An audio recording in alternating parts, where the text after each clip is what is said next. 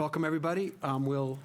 We have everybody on up front tonight, so we don't have to do the roll call vote. And welcome, everybody, to the November 19 Project Review Board meeting for Town of Freeport. And Kyle, give us first an information exchange, please. Yeah. So the planning board did not meet in November, so nothing to update there. They will be meeting on December 3rd, and that agenda will go out tomorrow, but just so the PRB knows, one of the items on the planning board agenda will be a discussion on design review, building off the text draft that they looked at last time, and we've implemented some of the board's comments and staff feedback on that. So if anyone from PRB wants to attend the December 3rd planning board meeting to comment as part of the design review discussion, you're more than welcome to. As far as staff approvals, we had a staff review board meeting on November 5th. There were 2 shoreline stabilization projects reviewed on Merganser Way. So those are the first 2 that went to staff review board and didn't need to come to the PRB. So it's nice to see that process working well. That's it for info. Thanks, Kyle. We've received Sharon's minutes from the October 15 meeting. Has everyone reviewed them? Is there a motion to, any comments or changes? Motion to accept them as presented? Is there a second? All in favor? Thank you, Sharon. I'll abstain. Okay. Just pick 2 people. Our first agenda item is Prout Road Solar. This was on our agenda here last on September 17th, and then we had a site walk on October 15th. And I understand that our consulting engineer and you folks have had an exchange at the last minute. Is that? And you still you've not had a chance to respond to that, but you still want to be before us tonight. Would you like me to speak on the matter? Please. Would you like me to approach? Yeah. Okay. Look up. I gotta clip myself in here.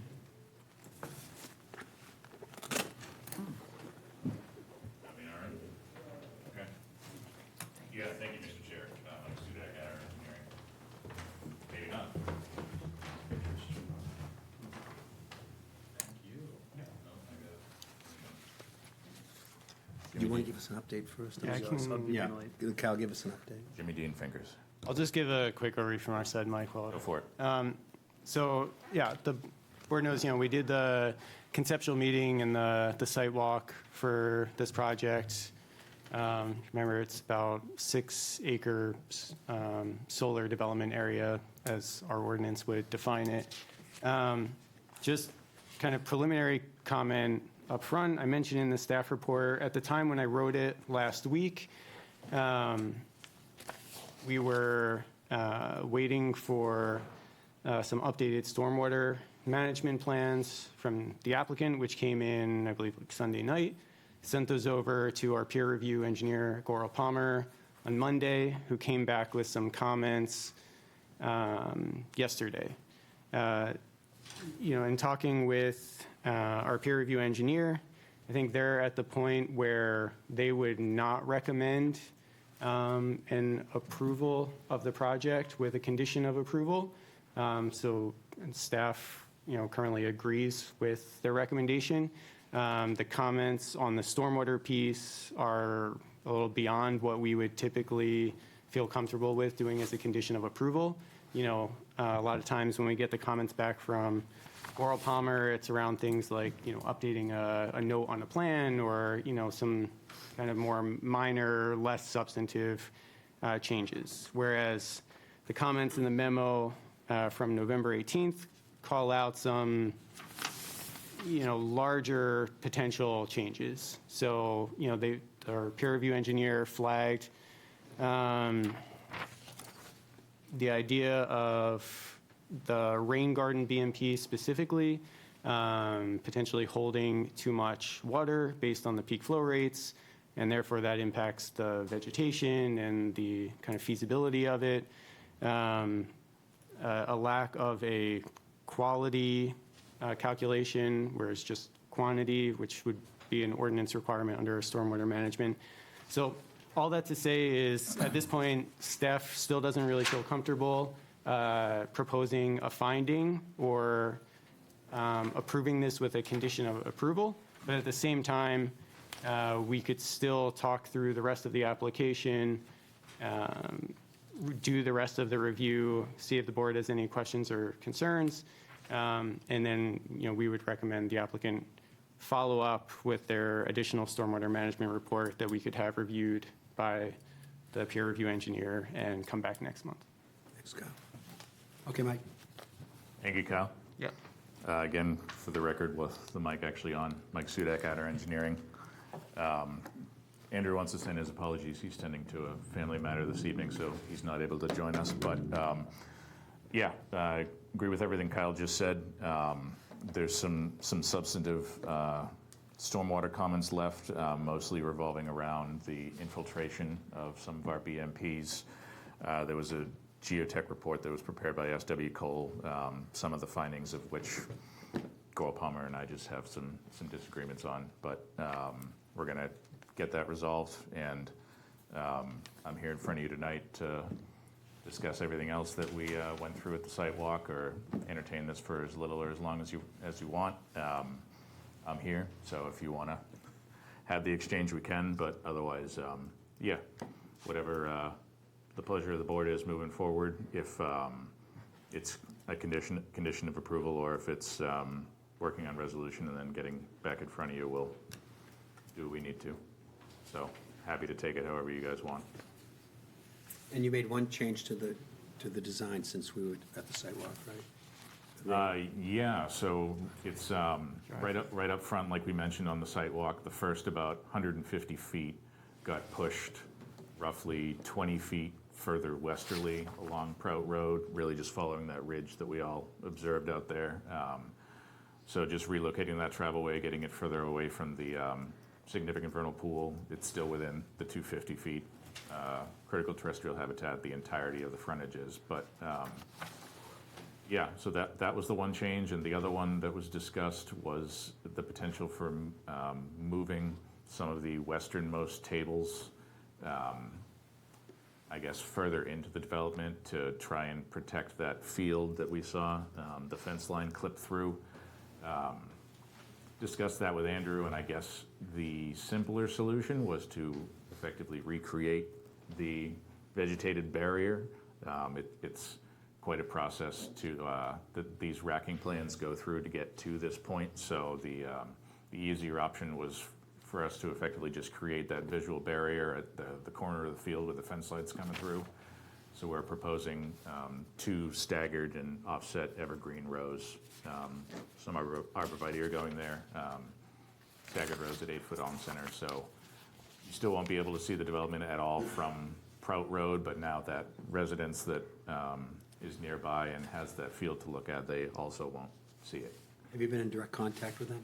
I have not personally. I know Andrew has, but I can't speak to his conversations with them. Yep. I can follow up on a couple other items. So just on more general topics on other items to be part of the review. So staff didn't have any big concerns outside of the stormwater management. Other staff reviewed the project, fire, police. No additional comments there around emergency access or anything like that. A decommissioning plan was provided in the application, which is an ordinance requirement. Typically with our site plan projects, we have a condition talking about a performance guarantee to guarantee that all site work is done. There is a little bit of an extra step with solar projects where there would still be the normal performance guarantee condition for the site work, but in addition, solar projects are required to provide a letter of credit to manage the decommissioning plan as well. So I know that Fred had reached out with a comment on that, so Fred, I'll let you make jump that when. Whenever you want me to. Yeah, I'll just touch on a couple of. Yeah, so, you can see in the memo, I outlined the rest of the proposed findings and conditions under the kind of hope last week that, maybe we could get to a point where it would be resolved and we would have been ready to make a decision. But, if you take a look at that, there were no other concerns raised by staff around landscaping, buffering, setbacks, or the layout of the solar development itself. All of the state letters required under the ordinance were provided from Maine Natural Areas Program, IF&W, historic preservation, and all those came back without any major concerns. So, no further comments there. So, Fred. Actually, I had two. One is just to point out an inconsistency that I talked to Kyle about. So the Freeport ordinance requires the fence to be elevated by 5 inches above ground. You guys have said you'll do 6. And then I noticed in the Maine Inland Fish and Wildlife letter, they recommend 7. Oh, So I think you're meeting the ordinance as far as our responsibility to vote or to be in agreement on that. However, I just want to highlight that as sort of a discrepancy between 2 different authorities, if I you think we can give the extra inch, yeah. will. An inch, not much. And then on the performance guarantee, and just to make sure everybody on the board's aware of this, so the amount of the I'm reading from the Freeport zoning ordinance, so the amount of the performance guarantee shall be determined by the project review board according to the time schedule for the decommissioning, shall be in an amount of equal to 125% of the projected total cost of decommissioning, plus, and I'm skipping over some words, plus any adjustments for reasonable inflation estimates. So you have quoted a decommissioning cost of $44,242, and that's what your Bank of Montreal letter states in what you've provided so far. So in reality, we would, assuming 44,000 is the right number, which I don't have any doubt on that. So actually 125% would bring that to 55,302. So that math's pretty straightforward. But the ordinance also has any adjustments for reasonable inflation estimates. So I just plugged, what's the typical lifetime project? Is it 15 years, 30 years? I believe it's 25. Okay. At least that's what it, let's go with that, and then I'm going to check where that information would be, but 25. So I don't think any of us can predict what inflation is going to do over the next 25 years. Yep. Historically, inflation's been about 2.5%. So for a 25-year project, that would bring the amount required to just over $100,000 to meet the wording in the Freeport zoning ordinance. And I can provide the exact numbers, but if there's a little bit of time, I bet you guys can sort of work this out before we get back together again. Yeah, I mean, if there was going to be a follow-up submission for next month, then we could include a follow-up on that for the And applicant. may want to think about 25 years from now, how you figure out what the actual inflation rate was going back in time. Yeah. I probably won't be on the board then. Thanks, Fred. You're welcome. Any other questions from the board? I'll make a note that, as I recall, at the site walk, there were no abutters or members from the public who were there other than the person you're buying the property from. Correct. Any other questions from the board? Comments? I think it's Kyle's recommendation that this be tabled until you folks can see eye to eye with our engineers. Does that make sense, Mike? Yeah, I spoke with Kyle earlier today. You don't get what you don't ask for, so I wanted to see if he felt a condition for both erosion sedimentation control and the remaining stormwater items was reasonable. Doesn't seem like that's the case. It seems like the third-party review engineer concurs with that, so. No harm in asking. I always hear when you call. There you go. That's the Wayne Gretzky Yeah. quote, right? Well, good. Well, thank you. Is there a motion, Lynn? Yes, to table Is there a until the next second? meeting. All in favor? Sorry we couldn't get you out of here tonight. I mean, you got me out of here. Well, Thanks, Mike. Thank you. you. Thank you for your willingness to work with us. second agenda item is M&R Holdings at 0 Depot Street, which is site plan review, design review, potentially for final consideration tonight. It's also a public hearing, and this is a 51-unit complex on a site which we've already, for a different project, which we previously approved a couple of years ago that didn't get built. Kyle, you want to give us an update? Yeah, so just to touch on the public hearing piece. So in the past, a project like this would have had to go through subdivision as well, based on the number of units on a single lot.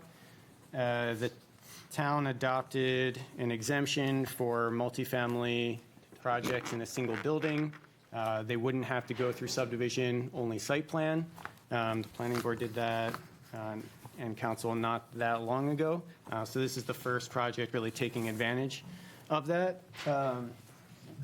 But as part of that, that switch to allow the exemption to only go through site plan, one of the things the planning board did request is that these types of projects still maintain the public hearing, even when they only go through site plan, even though they're not going through subdivision.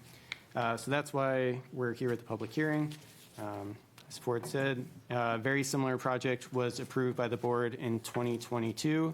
I'll let the applicant go into most of the details as far as the project goes, but just to flag, there were no staff issues remaining after the review.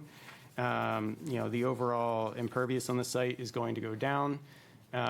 There's also a tree box filter proposed to manage some of the stormwater in the parking area, so we had no big concerns left from our peer review engineer regarding that.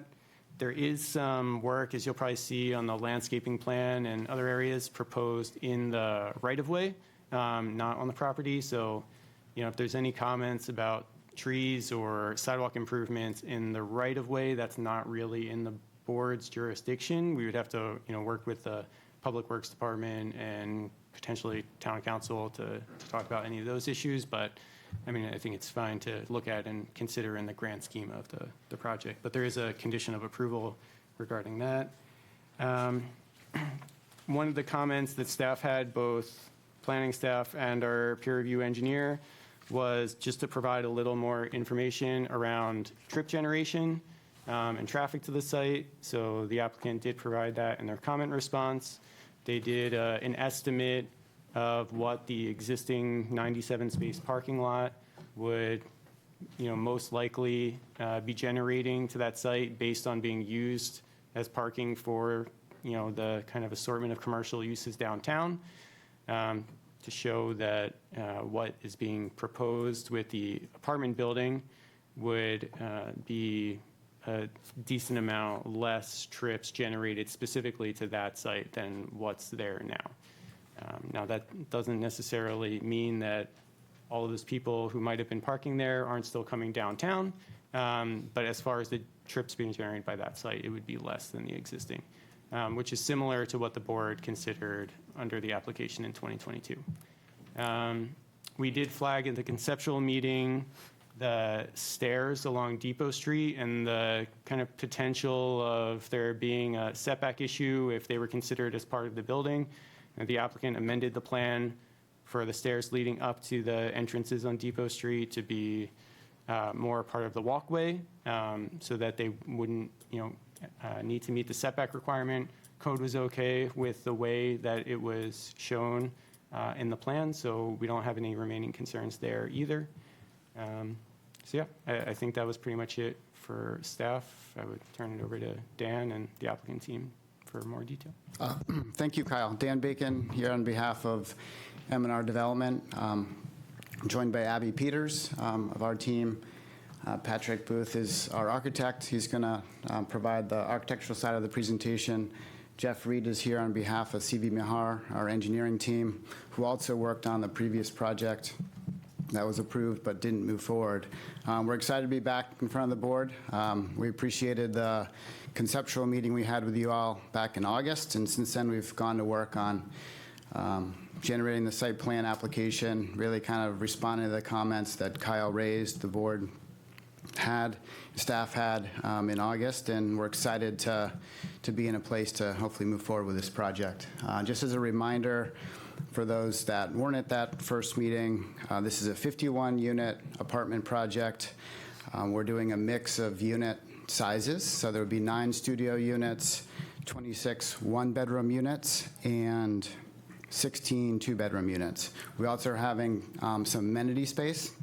So the ground floor, if you go back one, Abby, the ground floor right in the corner at Mill and Depot is going to be the amenity space, which the residents can use, like a lounge, fitness area, et cetera.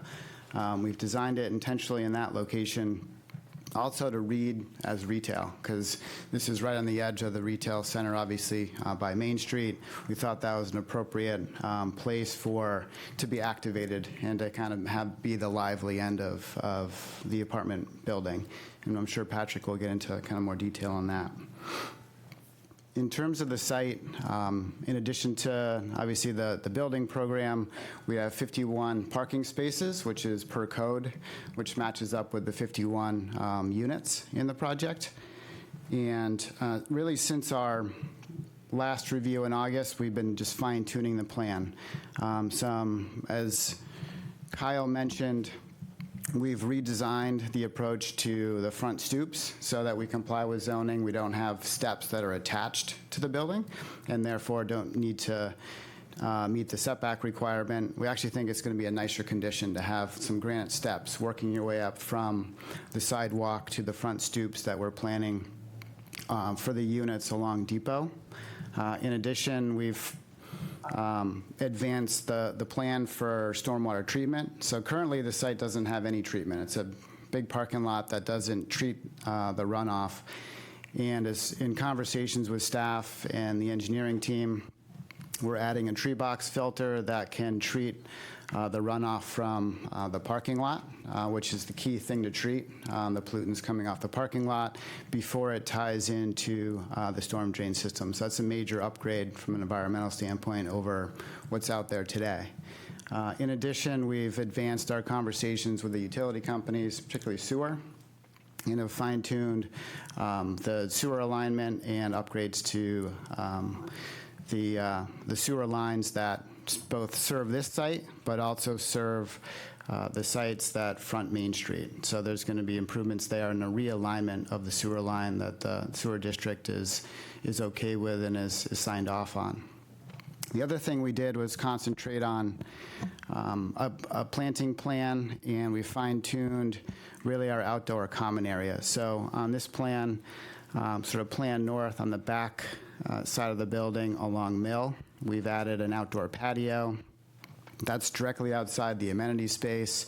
It also is tied into the walkway into the building, the main entrance from the parking lot side into the building, as well as connecting to Mill Street. So the sidewalk system will have a linkage to the patio, and we have some seat walls that'll be in nice condition right along Mill Street that separate the site from the pedestrians using Mill Street. So that's kind of really a high-level summary of the site changes and improvements we've made since your last review. So this is a blow-up of the landscaping plan. You've probably had a chance to dig into it prior to the meeting, but we're providing both enhanced plantings, obviously over today's condition, which is pretty bare bones, both along Depot Street, but also Mill Street. So we have some street trees that will go in along both streets with a concentration on Depot Street. We also have some grasses and shrubs, the magnolia trees planned closer to the building that are on the property outside of the right-of-way that kind of reinforce the street trees along Depot. Similar condition along Mill. There's a little bit less space along Mill to do that, but we're providing some magnolia tree plantings, grasses and shrubs along the building edge along Mill, and then some plantings right along that seat wall that I was describing that separates the parking lot from the sidewalk on Mill. And then on the interior of the site, we're providing for landscaping along the building, as well as some landscaping that will separate the parking lot to the sites that are closer to Main Street. So that's an update on the landscaping plan. We think it's obviously a vast improvement over today's condition and complements the building quite well. So this shows you we've laid in the plantings in this rendering that are proposed. So this is as accurate as we can get representation of what the landscaping plan will produce when complete. It also shows our color scheme that Patrick's going to talk more about in terms of building materials and colors.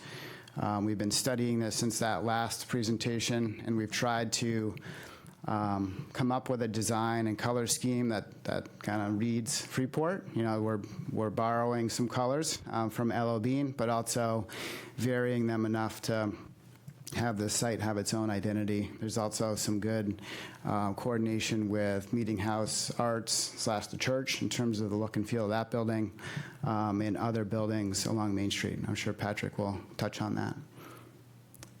And then the next image is a view of what the site will look like if you're looking down from Main Street down Mill. I think we showed this at the last meeting, but we've advanced, obviously, the building design since then, as well as that wall system that we were talking about that creates that edge along Mill. And I think it helps illustrate, in our opinion, how in keeping the building is with Main Street and the fit on the context there with what's happening up the hill on Main Street, and also sort of scale that shows that this building won't dominate at all and kind of fits into the landscape as you go down from Main Street to Depot.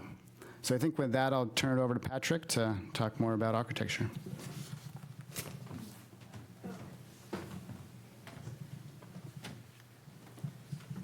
Thank you, Dan. Patrick Booth. I'm a principal architect with Woodhull. So I'll just go through some of the design decisions behind this building. But the objective was, of course, just to build a building, to design a building that was comfortable with Freeport, considering the context and also just in review of the design standards that are in the ordinance.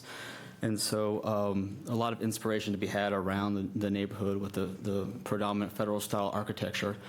But at the same time, just having something that's built to provide much-needed housing for the area in a way that's sensible, and so and not trying to scream, too loudly. It's really just something that we think fits nicely into the context of the neighborhood. A lot of things that's being done here to help with that is creating a nice street wall, which is a very prominent effect that's happening along Main Street. So changing that former vacant parking lot to something that's more active to the street level will continue pedestrian activity on there, which is very important. And I just want to say, I just love this image because our summer intern put this together just out of his own volition. And I just love the fact that how it feels so connected to Main Street, even though it's, down the hill a bit. And the fact that it is down the hill means that it does help further subdue it as being a three-story building, but it's still very complimentary being down there and across from Village Station, which I think is really kind of compelling about it. Next slide, please, Abby. And so when we do these designs, especially in Freeport, in comparison to the design standards, we want to make sure we take an earnest look at what the design guidelines are. And so the design guidelines are helped supported by a series of diagrams. These first three are best described via kind of a site plan area context diagram. So these are all included in your packet. It's a little small, but I'll help describe it. The one on the far left is just basically just building mass versus non-building. Our building is right here, this longer bar. So you can see in the context of the greater area that it's not overly large or in scale to other things, especially when you compare it to the Freeport Station, Village Station next door. The one in the middle talks about building heights. It is a three-story building with a lot of other three-story buildings in the area. And the last one on the right is related to the classification of the buildings. The design guidelines take prominence towards type A's and type B buildings, which are the more historically prominent buildings in Freeport. And so the only building of that classification is this one right here, which is 7 Mill Street. It's the E.B. Mallet office building. So that's what this building is right here. So these are both true to scale, and that scale to the same size. So you can see, especially along the Mill Street frontage, that the size of the building is very comparable to what is there historically. So it doesn't overshadow that building. It doesn't provide any kind of over prominence to itself. It's just more respective to its context. You can go to the next slide. And so this is just a little bit more pulling out just to give a study around the corner. Granted, the elevation along Depot Street itself is longer to accommodate the 51 units, but part of the building massing design was to help articulate it in a way to allow for the buildings to read in similar proportion to that E.B. Mallet building of a smaller scale, and then recess some of the elements in between so that it allows it to feel like almost like 4 individual buildings marching its way across Depot Street, making that street wall solid and void. And so, you can go to the next slide. So yeah, so there's 10 ordinances or guidelines. So the next several are more in details about the building itself. So this is another side-by-side illustration that we provided talking about, this has a lot to do with the proportion of the windows. A lot of new buildings these days have very square windows, which isn't really particularly historic. So you can kind of see how EB Mallet building has a nice 2-to-1 ratio of its window size, very narrow but tall. And so we emphasize that with the use of our bay windows to emphasize that, and also just the typical windows inside the units are also of that kind of nice narrow proportion. Let's see what else, roof shapes. So the way, when people use hip roofs, it creates a flat datum. So the EB Mallet's a flat datum for a roof. So for a 3-story building, just to help bring the scale down to have a nice flat roof, but have a similar articulation with like the eave and the corners. So it's very kind of delicate as it meets the sky. You can go next slide. And so these are the last 4. Just kind of review quickly some of the kind of little details that we took homage to was the 2-over-2 windows, of course. There's a lot of kind of nice casing and detailing around the windows for EB Mallet, but then there's just nice detailing around a lot of bay windows and other paneling around the first floor retail space that Dan alluded to before that we included for that first story area. Let's see. The building materials itself is clapboards. It's fiber cement, but it's clapboard for the predominant of the entire building, with the exception of that portion along the corner of Mill Street and Depot Street, which is using fiber cement paneling, reminiscent of other paneling systems that are going on in the retail spaces around Freeport. I think the next slide would be good to this. I think I covered it. This is a rendered elevation, so you can kind of get a feel of what's nice about this is kind of all the little moments of casting shadow lines, because that's one of the things that is important about. So although like federal architecture is pretty modest in its detailing, but they do have simple detailing that casts shadow lines in the right spot. So taking those elements to cast those similar shadow lines to give some depth and definition, not having to rely on a lot of color material changes for that to happen. It's just really about the shadow lines cast by the different decisions that are made. You see we use bay windows as another articulation measure to break down the scale, but also just to give that Depot Street more activation. You see there's less bay windows on the parking lot side for both reasons of economy, but also just that you don't want to give too much prominence to that elevation. You do see the 2 bay windows that are most visible from Mill Street, which is on the far left side, so that as you're coming down, you'll feel that prominence from that view from the public way. And yeah, so this is that last image I love, and I don't know if anything else I have to say, so thank you. Thanks, Patrick. So just to wrap up, we wanted to give you a sense of our desired project schedule. And we have obviously this site plan review this evening, or hoping for approval. And then we, with approval, can proceed towards final design building permit process over the course of the winter, with the intention of starting construction kind of late winter, spring of 26, really kind of eyeing that spring, early summer of 27 for occupancy lease-up time period. We know that Freeport's been thinking about and wanting to see it housing for quite some time in downtown. We think this is a great fit, and are hoping to kind of meet the schedule and advance towards construction. So appreciate the opportunity to present the project again, and we're here to answer questions if the board has any. Thank you, Dan and Patrick. Thoughtful presentation in the context of our ordinance. Thanks.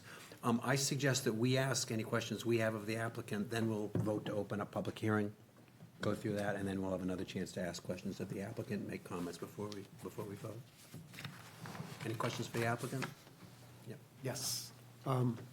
Does the building have a parapet, and related to that, assuming that there's air source heat pumps as a HVAC system, what will we be doing to address screening out? Yeah, there is a parapet. We didn't include it in the presentation, but in the documents that are submitted, it shows a sightline study that shows the approximate height of the parapet, how it screens visibility of heat pumps. But since we've actually put that diagram together, we've had some changes in our mechanical systems that will allow us to reduce the amount of heat pumps on the roof. There's a more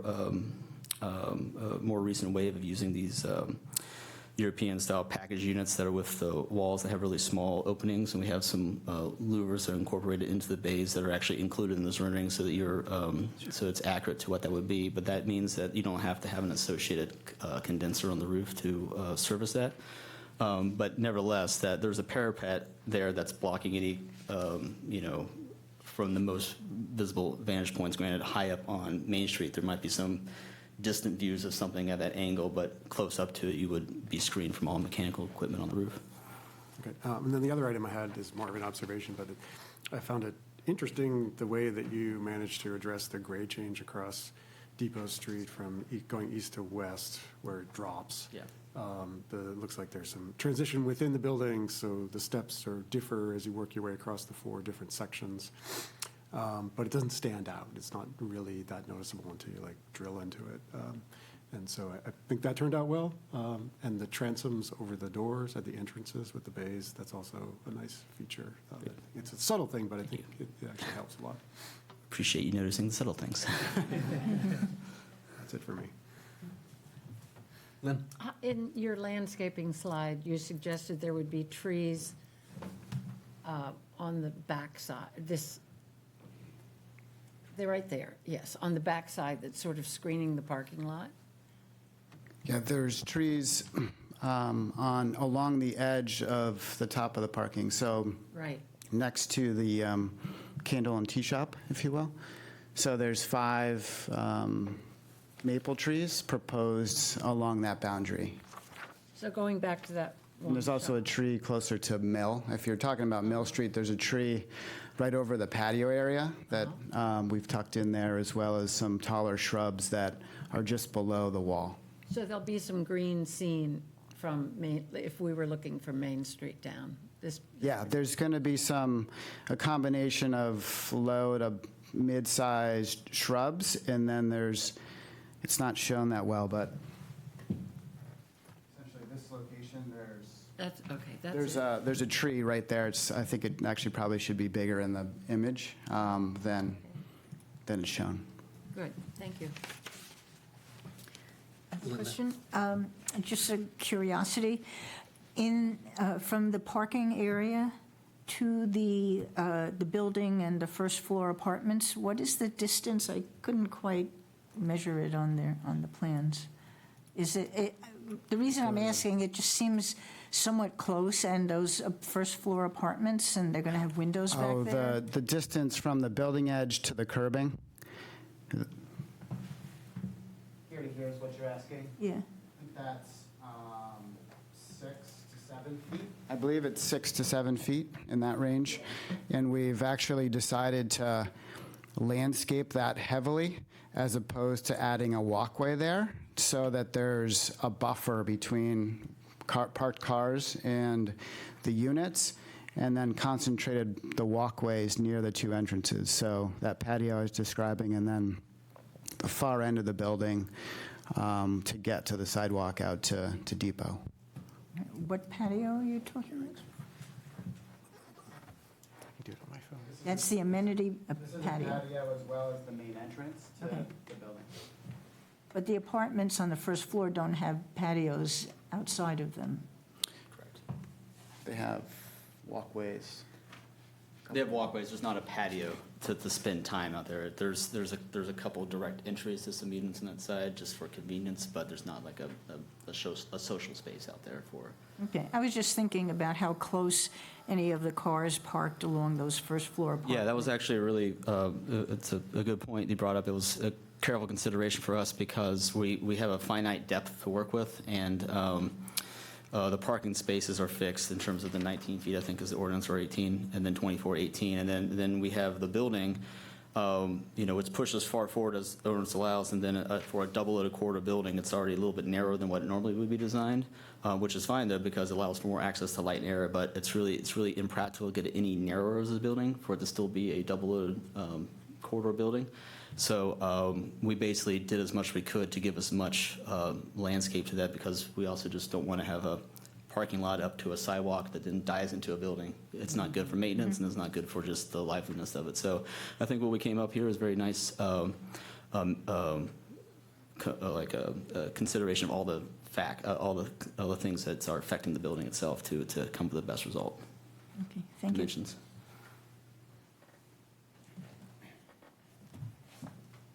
Any other comments or questions? So I'll call out one thing that I didn't mention before. Just, it's been put in the staff report as a proposed condition. Talked with the applicant about this. So if you look at the west side of the plan there, you see the bay area bump outs on the west side of the building there.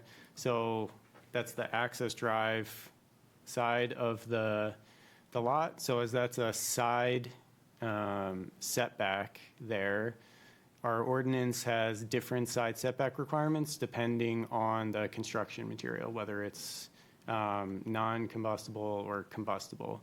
So just to clarify, the applicant showed a 15-foot setback line, which is the required setback for combustible. And you'll see those bump outs on the building go just over that 15-foot setback requirement, which would not be allowed. But we've added a condition of approval, talked with the applicant to verify through the building permit processing, with the more detailed construction plans, that there would be used non-combustible material there to meet the setback requirement, and that would satisfy that ordinance requirement. Thanks, Kyle. One other question. This is a rental apartment, right? Correct, yeah. So they don't need any homeowner or any other things that we have to get on this? Okay. Okay, so entertain a motion to open the public hearing. We have to vote to open and close the public hearing, and I also would suggest that we adopt the same speaking period as the council uses of 3 minutes. Motion to open such hearing? Second, all in favor? Okay, so if there are any members of the public who'd like to be heard, this is a formal public hearing. And Kyle will keep track of the time, and we will let you know when 3 minutes is up.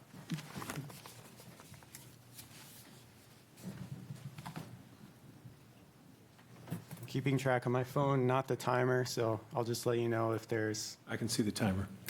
it's not going to go down. So Oh, it's not. I'll call Okay, out sorry. in 30 seconds. but- Don't believe it. Good evening, my name is John Egan. I'm a resident of Freeport, and I am here to speak strongly in favor of approval of this project.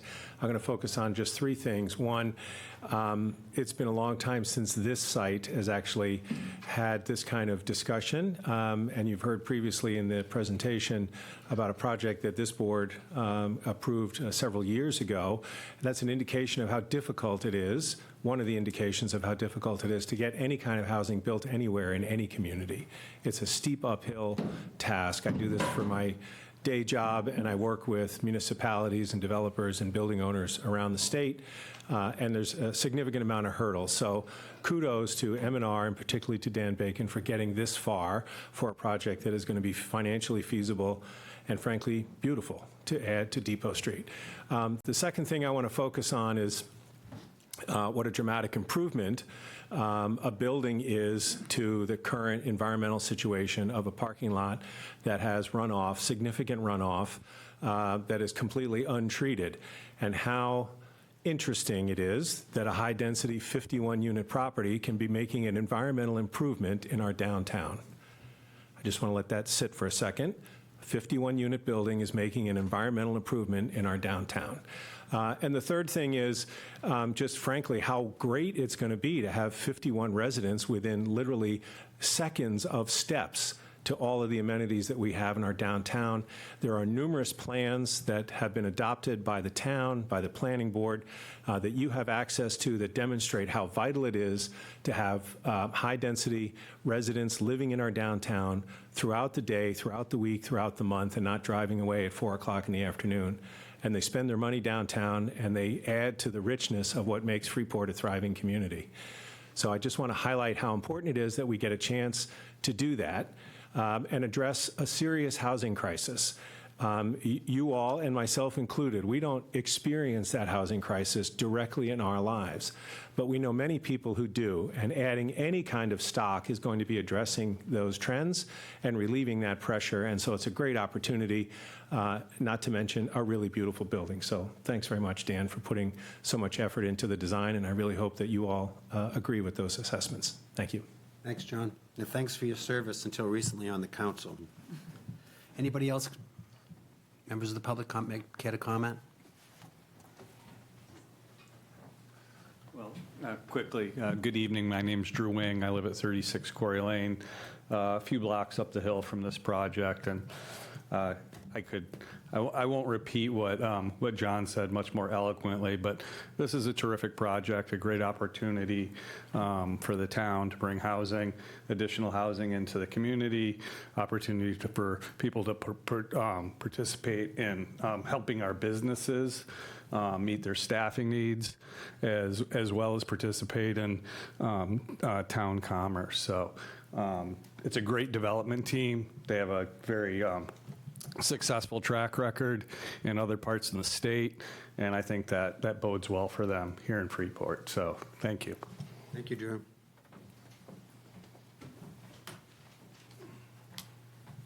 My name is Mari Mia, and I'm a resident of downtown Freeport, and I walk in town almost every day.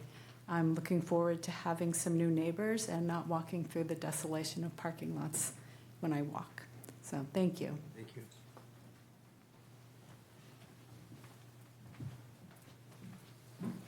Hi, I'm Mary Davis, president of the Freeport Economic Development Corp., and this feels like a magic day. You know, we started the downtown visioning many, many years ago, talking about what downtown housing would do for the businesses, and then we rallied all the residents in Freeport around it who also said, we want housing downtown. So this is just such a lovely way to have a win for everyone. The businesses want more people downtown. The residents want more residents downtown. I want my kids to move back here, and it's also a good economic boon for us. So thank you, Dan, for being a resident who cares enough about Freeport that what you brought to us was a beautiful building as well. So I feel like this is a great opportunity for us. Thank you. Thanks, Mary.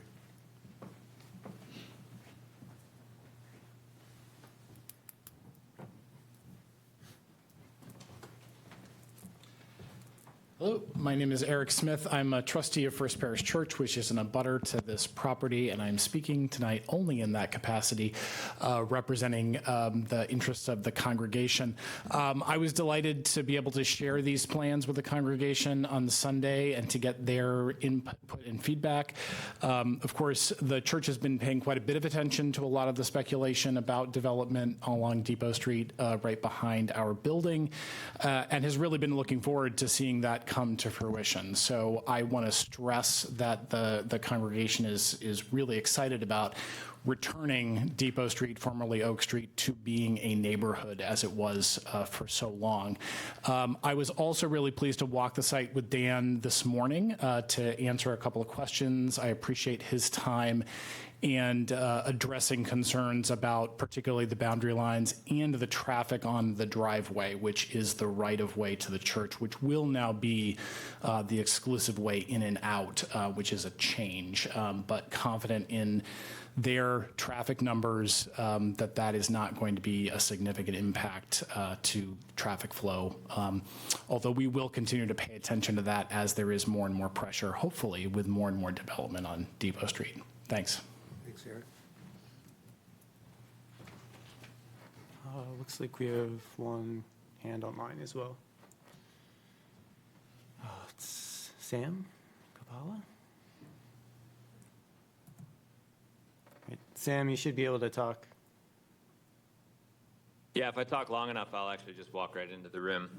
But I did want to just echo everything that's already been said, and then I think I could speak for the whole planning board when I say that this is indeed, as Mary said, a really exciting day to see all of the work that's gone into all the various plans and all the ordinance changes and updates, and obviously incorporating lots of feedback from the community, I think we should all be really excited and applaud the work of this development team. It does look like a beautiful building, and I just drove right by it. I can't wait to see it go in, so kudos to everyone involved. And again, I think the planning board, well, I may be the only one speaking tonight. I think everybody's going to be thrilled to see this move forward. So, thank you. Thanks, Sam. Any other members of the public?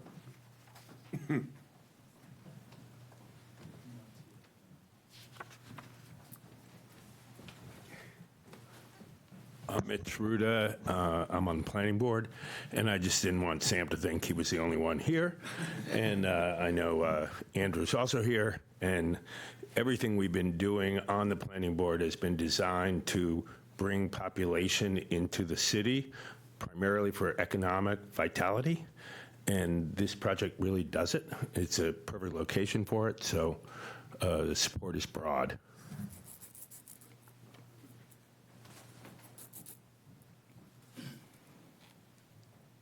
No other comments? No one else online? Nope. Move to close the public hearing. Second? Second. All in favor? Thank you. Any further questions or comments? Be honored to make a motion. I was going to say, no one dares to have any problem with it.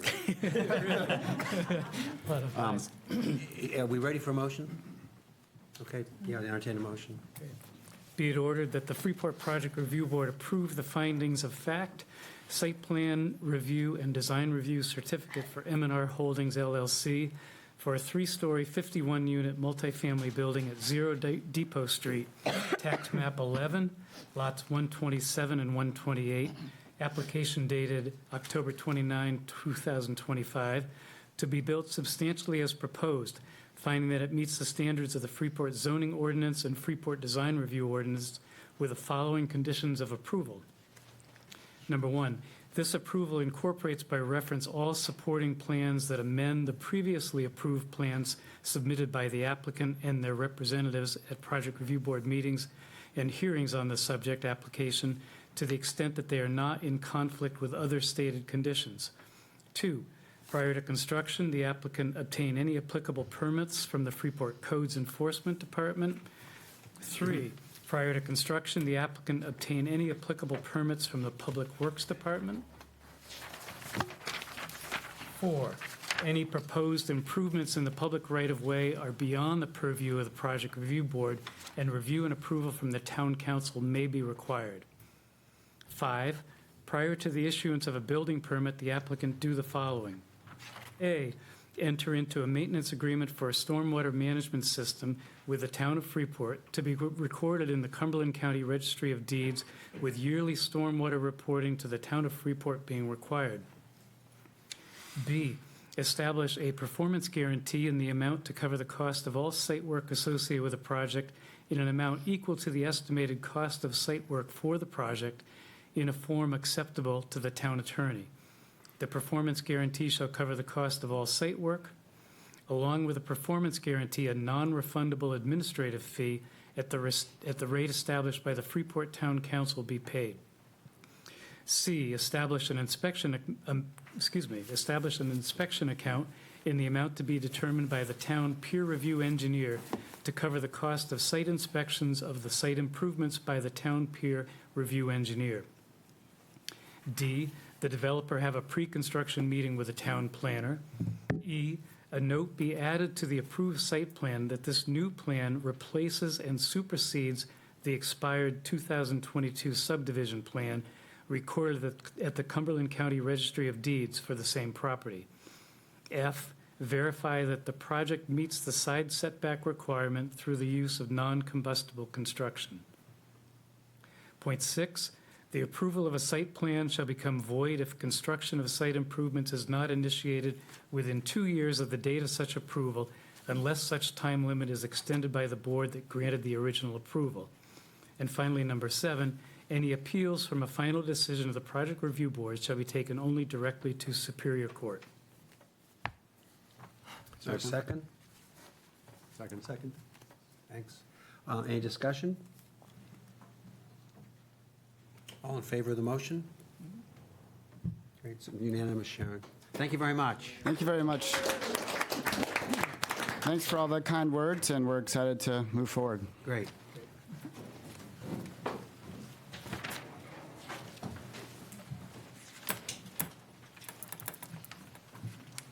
Next agenda item is Frost Gully LLC for design review at 55 School Street.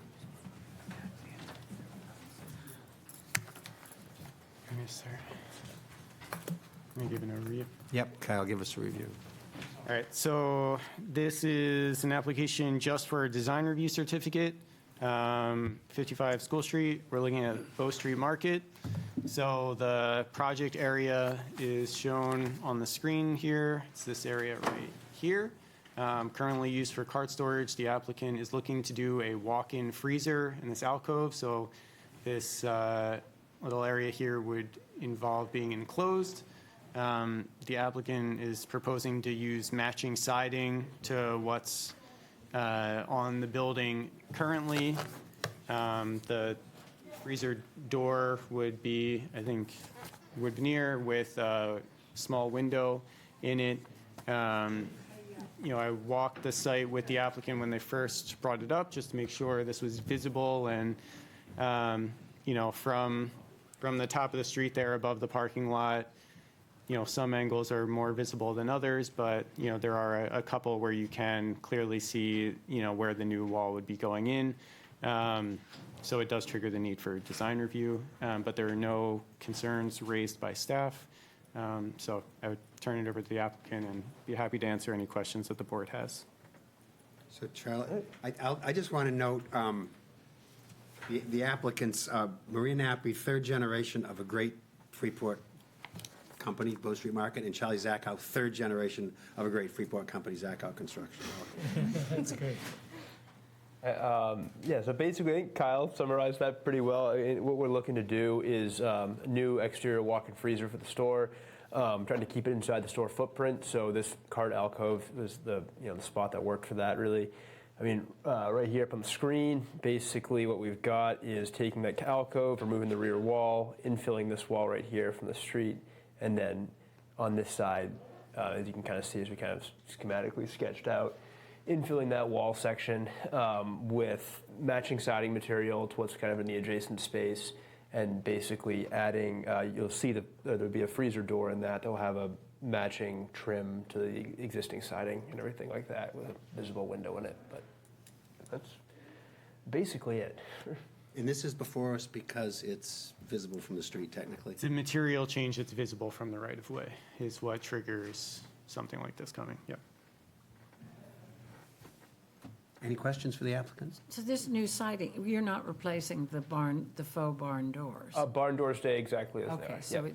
it's where the carts are now? Yeah, it's where the carts are now. Boxing it in. Yeah, sounds good. Yep. There's Got kind it. of It seems like a freezer is more of a back of house type of item. How did it end up here? And will customers be going into the freezer?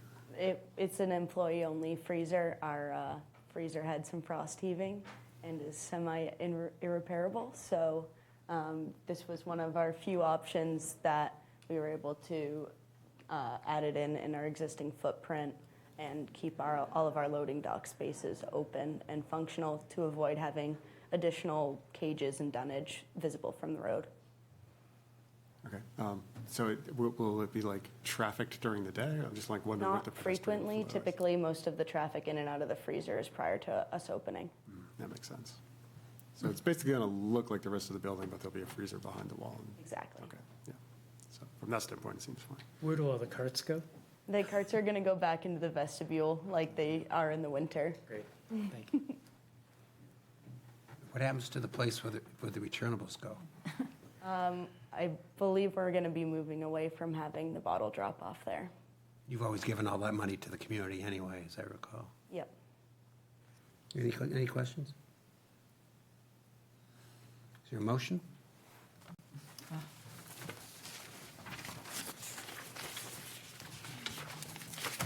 I'll do it.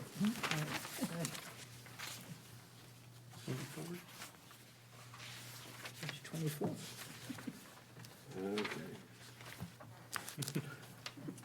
Moved as follows. Be it ordered that the Freeport Project Review Board approve the printed findings of fact and design review certificate for Froskelly LLC, Adam Nappy, for a new exterior wall and door along the front of the building at 55 School Street, Tax Assessor Map 13, Lot 81A. Application dated October 23, 2025, finding that it meets the standards of the Freeport Design Review Ordinance with the following conditions of approval. 1, this approval incorporates by reference all supporting plans that amend the previously approved plans submitted by the applicant and their representatives at the Project Review Board meetings and hearings on the subject application to the extent that they're not in conflict with other stated conditions. 2, the applicant obtained any applicable permits from the Freeport Code Enforcement Office. And 3, the approval of design review certificate shall expire if the work is not completed within 2 years of the date on which it's granted. Second? All in favor? Thanks. Thank you. Thank you. Work. It was a tough meeting.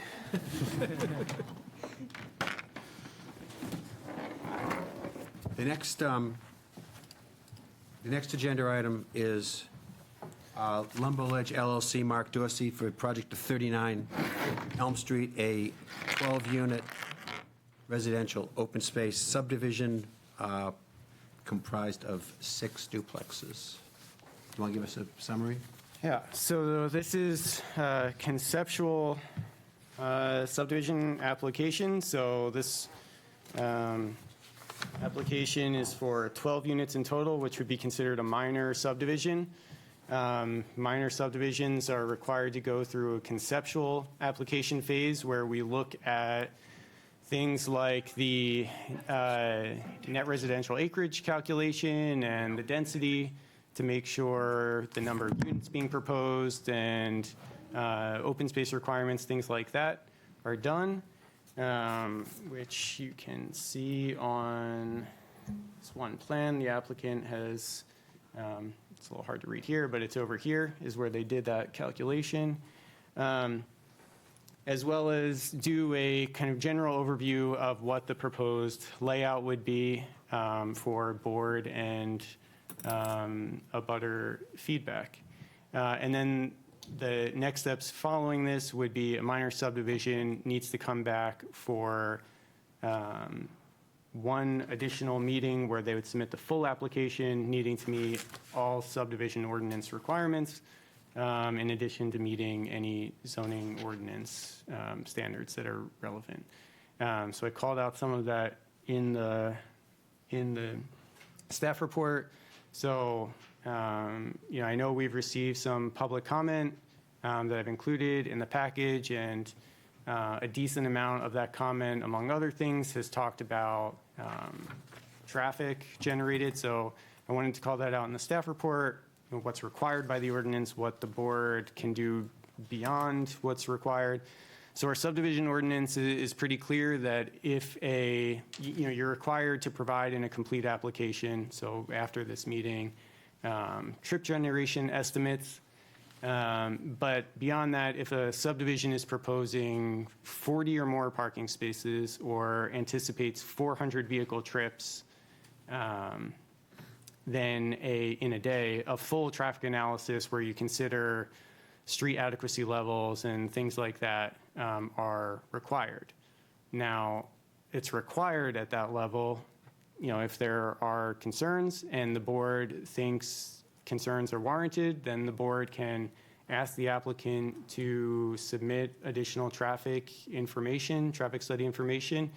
The board can require any applicant to, perform studies on all sorts of things if, there's some issue that's resolved. But just to point out that based on the number of units, this wouldn't be tripping any DOT traffic movement permits where DOT and the state would get involved of looking at the adequacy of the streets and potential improvements to, traffic on the streets.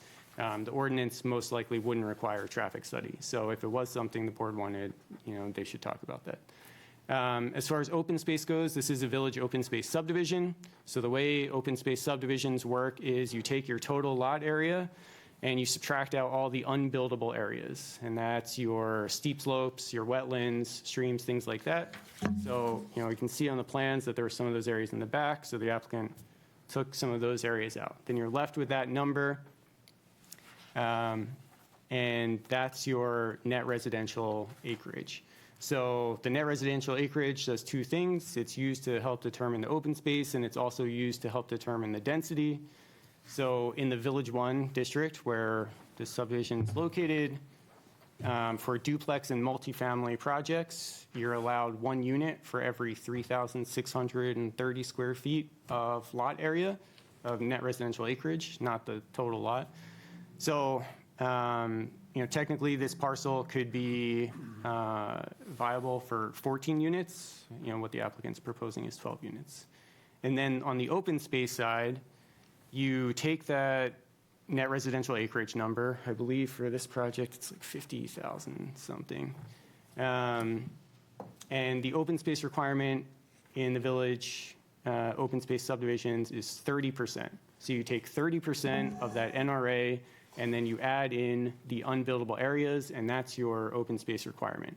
Now, what's different about village open space subdivisions than our rural open space subdivisions that you might find in the RR1 or other zoning districts throughout town is the ordinance specifically states that village open space subdivisions do not actually provide open space on the ground unless it's mapped on the village open space map, which is an addendum to our zoning ordinance. So that map shows a few different things.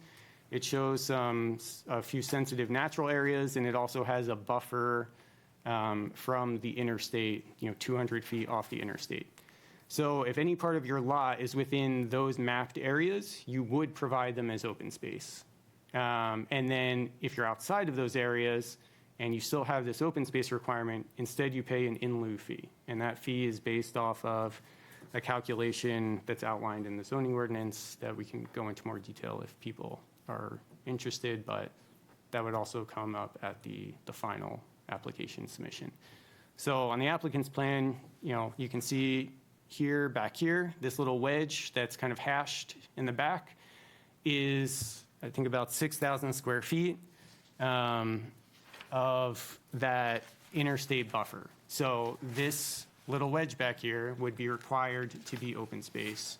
But the remaining, however much square feet is left in their open space calculation would be done through the in lieu fee instead.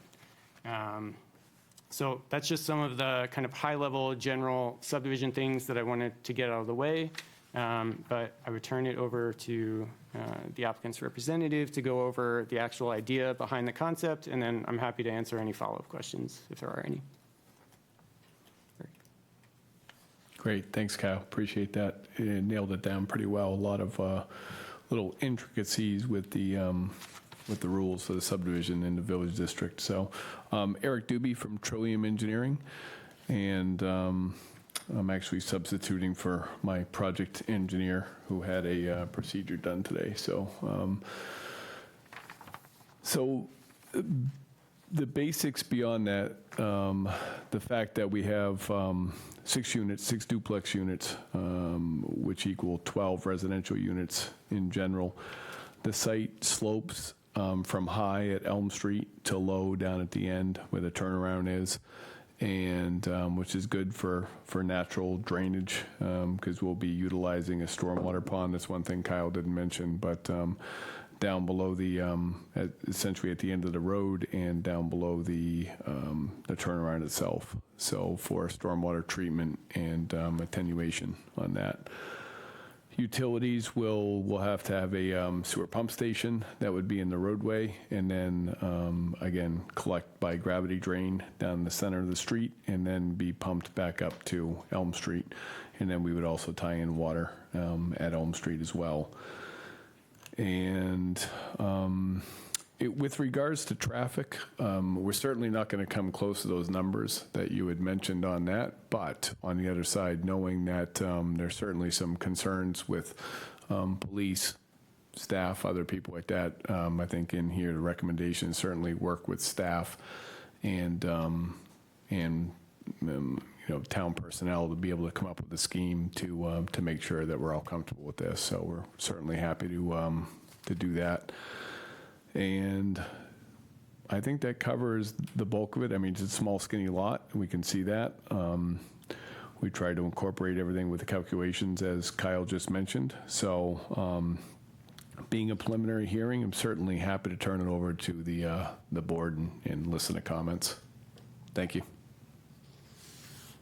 Let's call out one other thing for the board's reference. So this is in the Village 1 district. That's the base zoning district.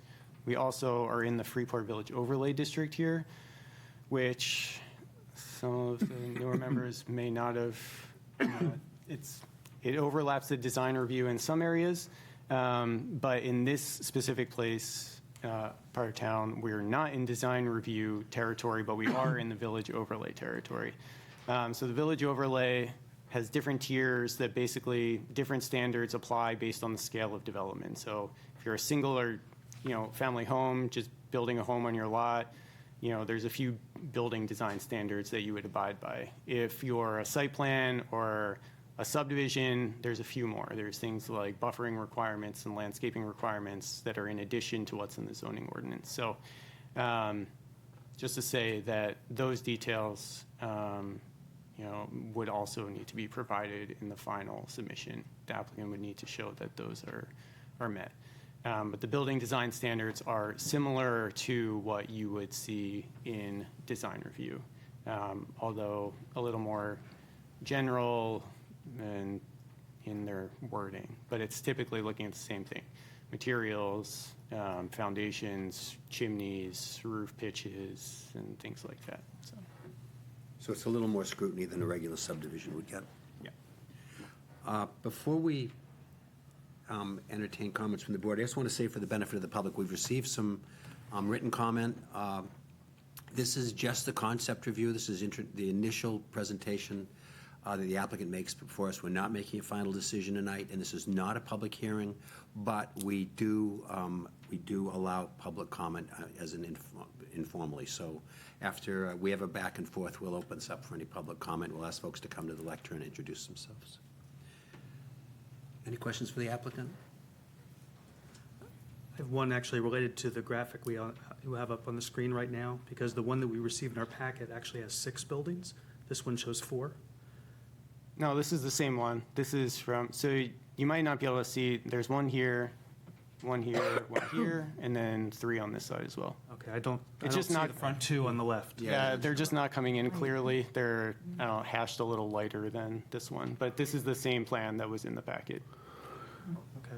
Not sure what's going on with a PDF on that. Some PDFs seem to be fine, but in that one I agree. It's hard to pick up, but there are 6 shown. Linda? Yeah. So on your sheet number 4, it shows that there's an existing house on this lot. Is that the case? 5 feet. So can you go to sheet 4 then? Give me 1 second. Dealing at the survey? There was a house on the lot, and it was condemned, basically, so we took it down. Oh, okay. Yeah, so right now it's a vacant lot. There is no house there. The house was demoed before, previously. So yes, at the time of the boundary survey, there was a house there, but now there's not. So our existing conditions show no house. Okay, I was wondering how you're taking it down, but that's already answered. Yeah, so if you look at the satellite imagery from the staff report, you'll see that the house isn't there. It's just a square area. Lynn? Looking down on the 6 from above, the bump outs in each, are those porches, are they garages, or? It's a preliminary plan, so I think we're going to have entryways for each unit, and then we need to look at the layout for the vehicles and the driveways in general. So. We've thrown Eric into this out of the blue because. Sorry, Mark, if you. So he's jumping into it left. Mark, if you want to speak, can you go up to the mic? Thanks.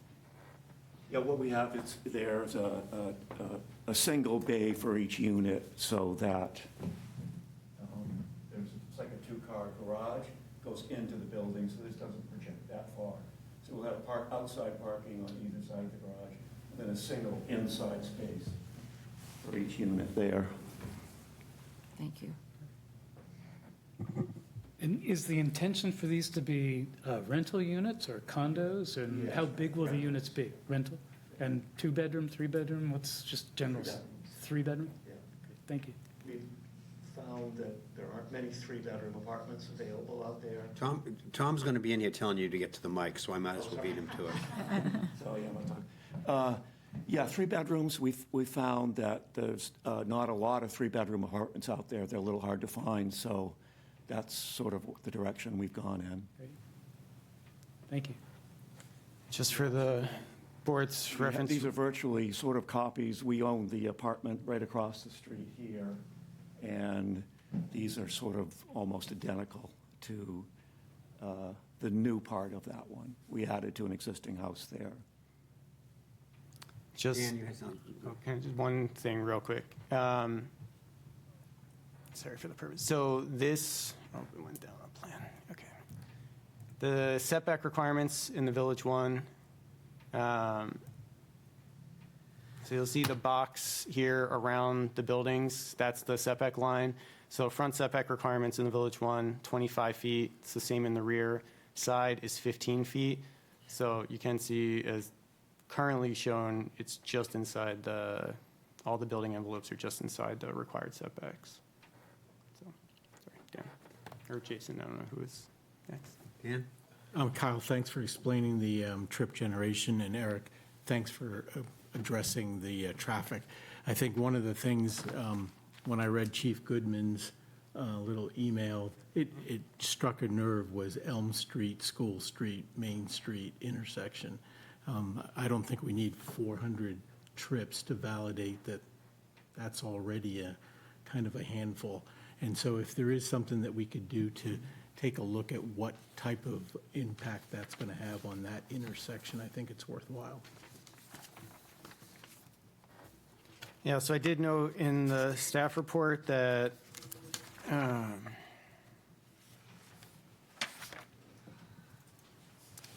the idea of before the final application submission, the applicant and town staff, relevant staff, whether it's, police chief, public works, Brett in economic development, the town's already been looking at traffic in kind of the downtown area along Main Street anyway. So I think a conversation would be helpful. And then, with whatever other extra information the board wants, I think it's helpful to convey those concerns now, but we can also talk more about that as final application materials come in.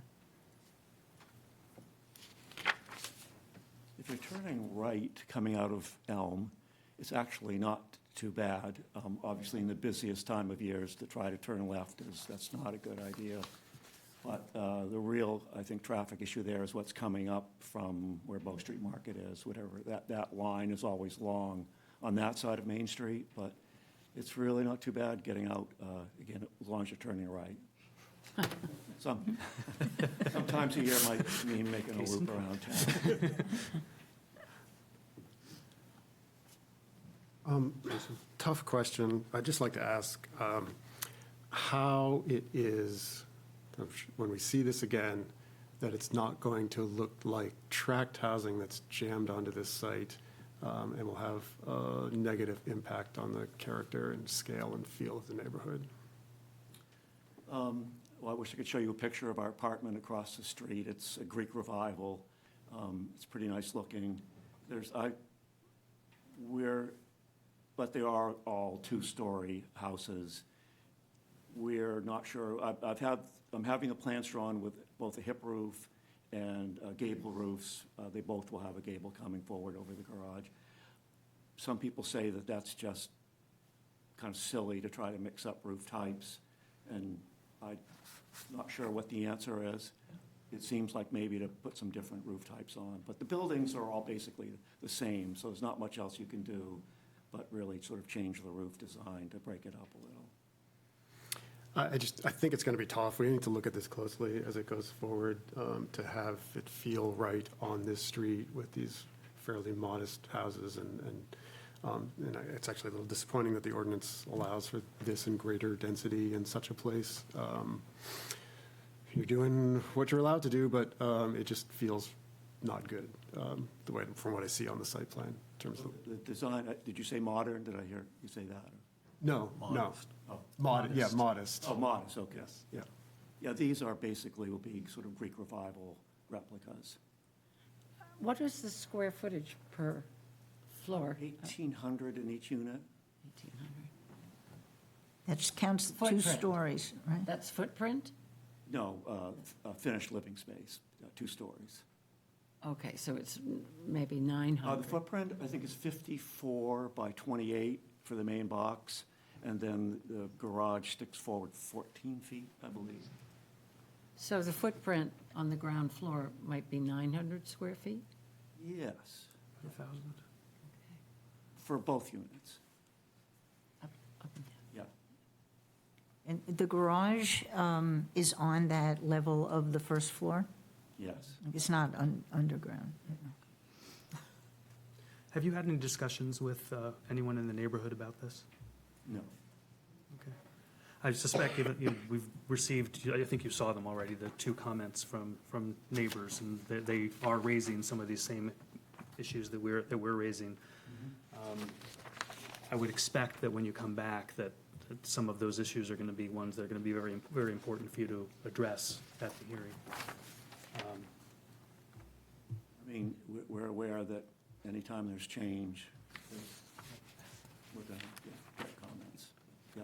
So I just want to, early on, kind of call out to the board that, right, we're in the Village 1, it's a growth area. Density-wise, this number of units is allowed. So as the board gets into, it's not in design review, so as the board gets into conversations around the building and character of the street and things like that, just make sure your comments are tied to the ordinance, and there are specific standards that you're pointing to when you have concerns, and raise those points. Because if there are concerns and we need to relay those to the applicant, they need to be based in the ordinance. So I just want to flag that early as part of the conversation, because it'll be really important as we go along. Thanks, Kyle. I want to add to that for the benefit of the public and I guess the board tangentially. We are interpreting the rules that are made by the council and the state of Maine also in this project. So it's our job to interpret them, but we didn't write them. Are there any other questions for the applicant?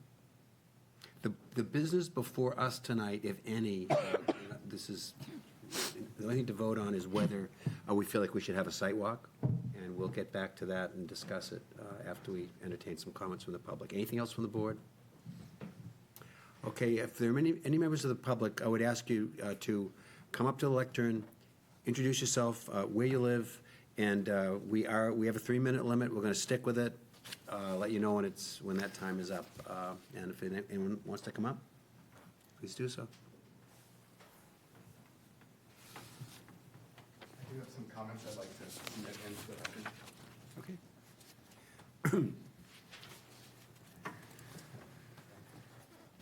I do have others. We'll pay attention to you and read those later, if that's okay. Mark, I have one for you, too. So you don't have to worry about printing it out. Hi, my name's Tim Rich. I live at 46 Elm Street. I'm catty-corner away from this property. So I just gave you just a few of my concerns, and I'm just going to quick summarize it. Really, I have 4 critical concerns of this project. First is safety. The police chief, as was noted in Kyle's report, that they flagged that Elm Street and Main Street intersection is problematic. All of us residents in here will talk about it, that it is hard to turn left. It can be hard to turn right. It's almost impossible to go straight across. And when people are going back and forth on School Street, you have to hope they're respecting you as you're trying to turn out already. So if we're looking at the analysis, we're looking at what I Googled said that 12 units would bring in 120 plus daily trips without, on this road. And And so if we're not doing a professional analysis on this, we're getting in trouble here. This development has the potential to bring in more traffic than what we have on Oak Ave. And that's a town road. And so that road comes down. These are more dwellings than what's on that road. Second is just character. What was shown here, and we've learned a little bit more, so it might not be quite like this, but in what was shown is that it looks like barrack-style development. It's 6 identical boxes in straight line rows. It violates our village character and the Freeport Overlay District requirements. I really hope you look into those. This looks like workforce housing, and it does not belong in our neighborhood. The third is just parking. You didn't discuss at all about parking on this plan. It doesn't say where people are going to park. On average, for a dwelling, it's 2.3 parked vehicles per dwelling. This would be 28 units, 28 spaces. If you were going to really have 3 vehicles. What we're currently seeing on Elm Street on other duplexes, it's 3 vehicles per duplex. Mark's other tenant that he has on Elm Street right now does have 3 vehicles. That one of them does push out onto the road. Elm Street is not wide enough to take on full-time parking, and it's really an issue if parking pushes out onto that road. So it's just a disaster waiting to happen if we do not address parking there. And the fourth is just the winter reality of where does that snow go. In this plan, it did not talk about drainage and what was going to happen with water going into the stream. We're adding all this impervious surface right here. This is a major watershed coming right down here. And then also this back area that is this corridor, that is the lifeblood of our neighborhood. When the town took out the tree, or the DOT took out the trees there, our way of life really changed. And we've been working to get more trees to grow. And if any of those trees are disturbed, it really, really affects our way of life in that neighborhood. So thank you. Thank you, Tim.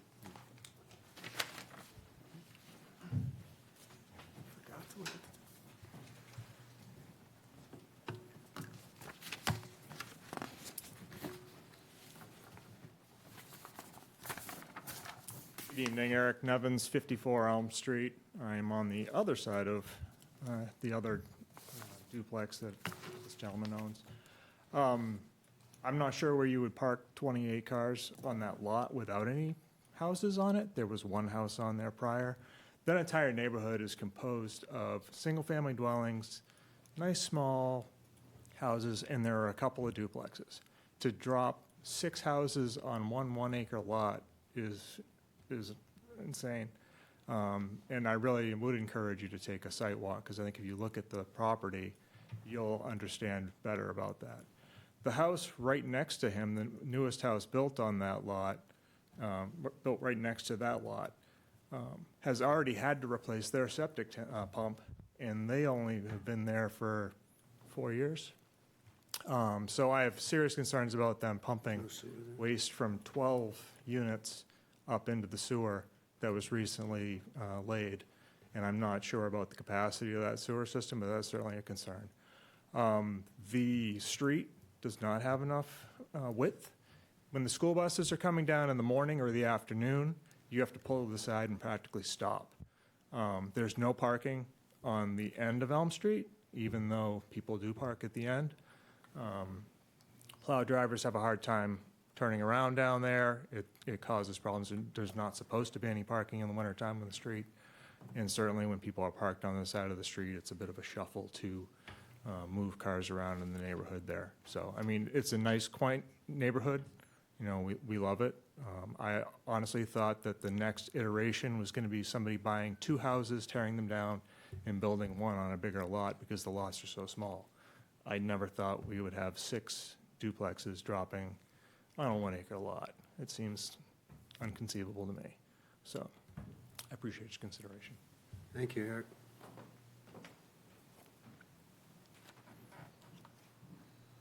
Anybody online?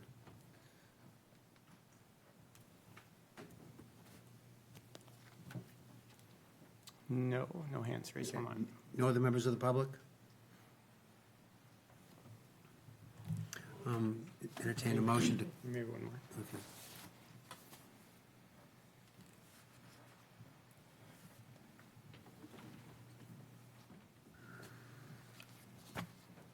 Kathleen Mead. I'm on Guptal, which is down the road.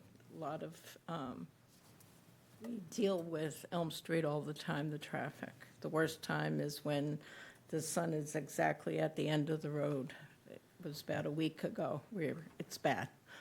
But unfortunately, I would hope that we could welcome more people in the neighborhood. We need to welcome people to housing. However, it can be fixed and discussed. It should happen. And I think it's closer to 2 acres, like one something. It's not just 1 acre. It's 1.4-ish. Yeah, but anyway, I think that it'd be good to have something there and people. There's so many younger people who are looking to live in Freeport. And the comment about workforce housing, if people work, and they would like to live in town. It is workforce housing. Anyway, I just think that we need to be welcoming, and whatever way it can be fixed or arranged would be good. But we do need to welcome people to our town. Kathleen, while you're there, there've been a couple comments about traffic concerns. Is there a particular time of day when it's of greater concern? With the school buses. The school buses didn't always come in that way. They used Justin's Way. With the bean changes, it's there. They're not going in and out Holbrook Street. They're coming up and down Elm. That is a problem. When you, honestly, there's been such a little bit of traffic in town. I've been counting days when getting to the end and being able to turn has not been a huge problem it used to be. The other thing is the worst time for the turning at all, right or left, was when the project that I totally don't like, with doing the throughway stop on Bow. That caused chaos. It caused an awful lot of traffic up and down that street. But it is, all of Freeport is a problem for pedestrians. You do need to do something about that, but any other question? No, thank you. All right, thanks.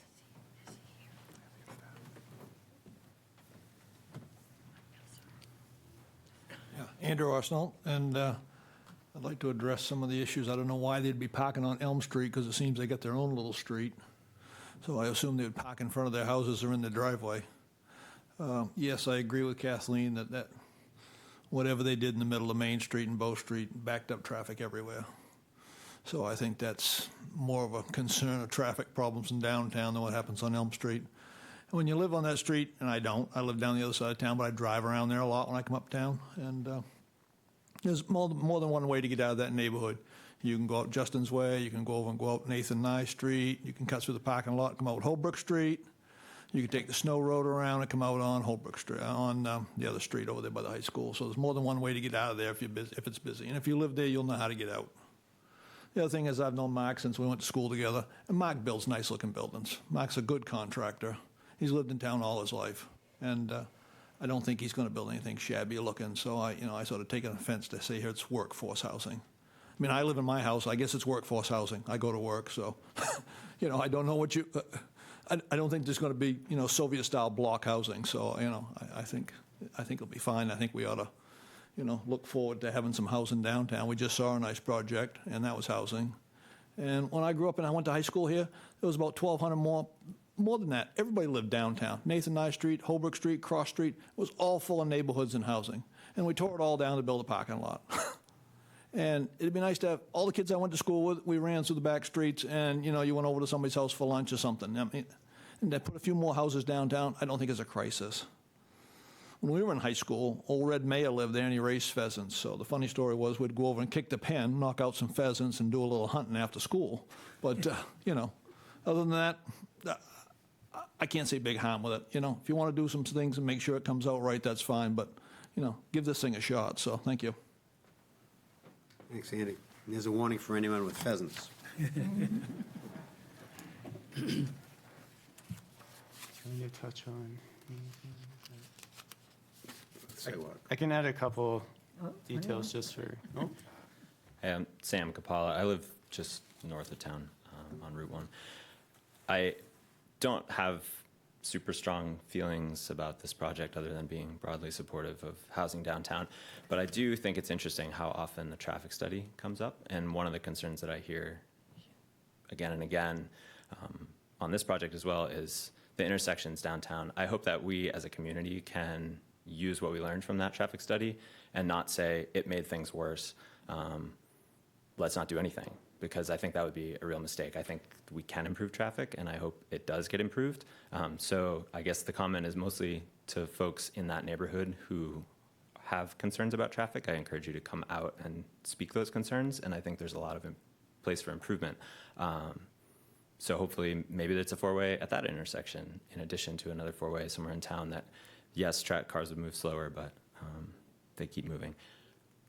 However, I don't think that outside of the normal course of approving a subdivision, that intersection should be, at the forefront.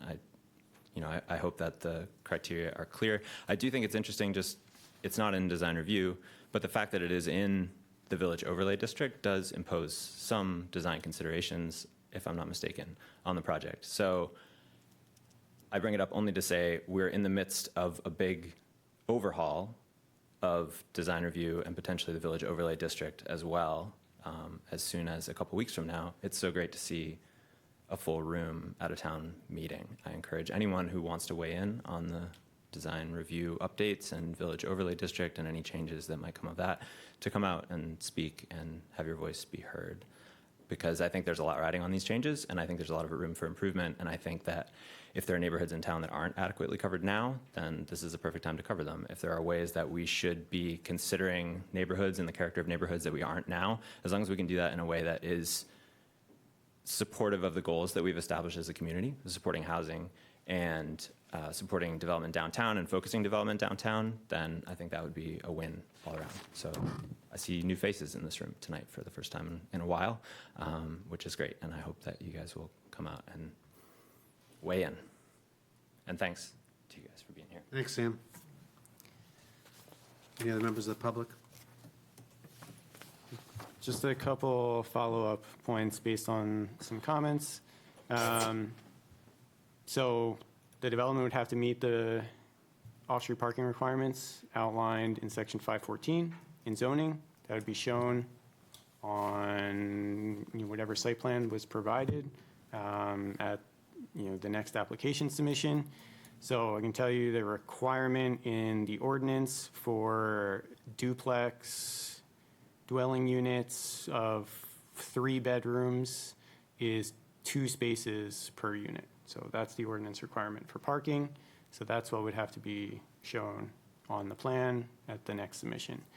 Stormwater question and water quality, those are all standards, review criteria of the subdivision ordinance, which would have to be addressed at the follow-up application submission. So I think Eric had mentioned the idea of stormwater BMP, the rear of the lot. So that would obviously have to be, fleshed out with the calculations to meet our stormwater provisions in site plan and subdivision, reviewed by the town's peer review engineer. We've talked about stormwater a lot this evening, so it would go through that same process. And just to touch a little bit on allowed uses in the V1 district, so single-family homes, from a residential standpoint, single-family homes are allowed use, duplexes are an allowed use, multifamily housing is an allowed use as well.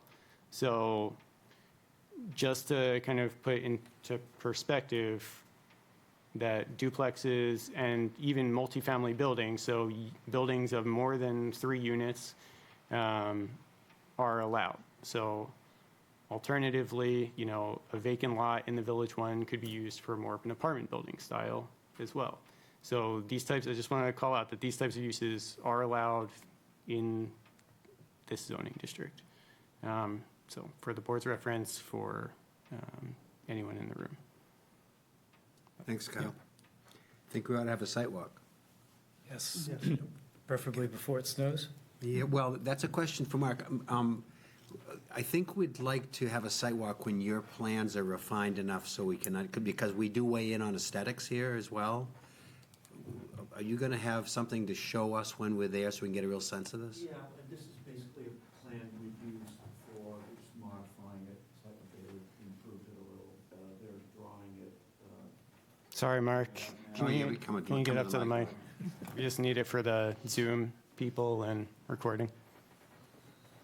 Yeah, I should have, the plans will be finished probably next week. We knew we didn't need it for this meeting, but we knew we would need it for the next meeting.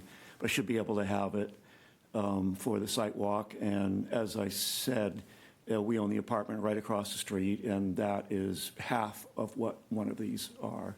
So you'll see, the plans are being done by Hammond Lumber, and they don't really show trim details or, a lot of the things that make something look a little better. If you see the house across the street, you'll see that we sort of, would fit in a historic district, I guess, is what I would say. It will help us, we're going to want to see the center line of the road and the building corners staked out as well. You want the corners of the buildings pinned on the lot? If it's okay with you, they'd help us. Anything else that the board would like to see on a sidewalk? We haven't cleared the whole lot yet completely, but I think we can. Well, just ballpark. I mean, Yeah. Anything else the board would like to see on a sidewalk? Can you mark also the, where that forested buffer line is, so we know at what point that comes in? Thank you. You're talking about against the property lines? Well, I'm looking on your plan. The disturbance from the stream is a 75-foot disturbance, non-disturbance area. Yeah. Yeah, these guys were obviously well aware of that, and we'll work within the rules. Before it gets dark. Snow removal, I heard brought up, actually should be pretty easy here because we'll just sort of be pushing it off the end of the street. So it's not, that should be probably a lot easier than a lot of projects we've done, I would say. 4 o'clock in the afternoon. Looks like it's dark at 4. December 18th, yeah. So just to clarify for the applicant, everyone in the room, so because this is in the Village Overlay District, I do think, part of a submission requirement would be building elevation plans, showing architectural details, materials, going through primarily Section 2 of the Village Overlay District is where it outlines the standards that the board would use to approve. So Section 2, point 3 is architecture. It talks about character of the buildings, foundations, exterior walls, windows and doors, roofs, exterior stairs, garages, porches, and decks. So those things, for the board's reference, those things should be shown in the, the final application submission because we would use those elevation plans to make findings based on those village overlay standards. How about the afternoon? The next board meeting is the 6 p.m. on Wednesday, December 17th. Would late that afternoon before dark work? You mean 3? I guess. Yes, sunset's 3 days before. 4, yeah. Short Sun stay comes of up the at 11, it goes Three down may at be 1. dark. 3 o'clock, does 3 o'clock work? Yeah. Okay. Does that work for What the? day was that? 3 o'clock on Wednesday, December 17th? Oh, okay, yeah, I'll have the So plans. we're definitely having a meeting, Plans will be done by then. December meeting. Yeah. We should be. I mean, the application submission deadline is next week, but I believe our first agenda item tonight would probably be trying to come back for that meeting with their revised stormwater plans and. 3 so I o'clock, is that it? assume we'll be. But if not, we can just, advertise the site walk. So just for everyone in the room, for site walks, we do notice and post those agendas the same way we did for this one. So we'll mail to abutters within 500 feet of the property, 2 Thursdays before that meeting. So we'll, if the site walk is on December 17th, we will send out those agendas December 4th. And then, public is welcome to attend as well. Although there's not a ton of actual project deliberation and discussion at those. Anything else from the board? I just know that I will not be here on the 17th, just. Okay. And I'll just share this. For the members of the public, the town, you've sensed the town has an appetite for more housing, and this level of density is permitted in your neighborhood. And that is not something we have the authority to change. We have to interpret those rules. Mark, you sense you've got some neighbors with some concerns. And in our experience, the best resolutions for these types of issues happen outside of this room. We're happy to decide it, but if you folks do have the opportunity and see the wisdom in getting together, it might be productive. And we'll get notice out for the meeting at 3, for the sidewalk rather, at 3 p.m. on December 17th. And you don't need to do any clearing, but do the best we can so we can really visualize what's there, Mark. Thank you very much. Thank you. Thank you. Next agenda item, last agenda item is Sam Kapala, 194 Main Street. Site plan review and design review certificate. I'm sorry, Frostbrook Construction. You know how to clear a room, Sam. Kyle, want to give us a rundown? So the board actually looked at this property a few months ago. So if you look at the plan here, so 194 Main Street, you have Main Street on the left side here, the existing building, which I believe is a mixed-use building. Because Sam plugged in. It's fine. So we have the existing mixed-use building, and then on the north side of the lot, there's a driveway that goes to the existing parking area behind the building. So a few months ago, the then property owner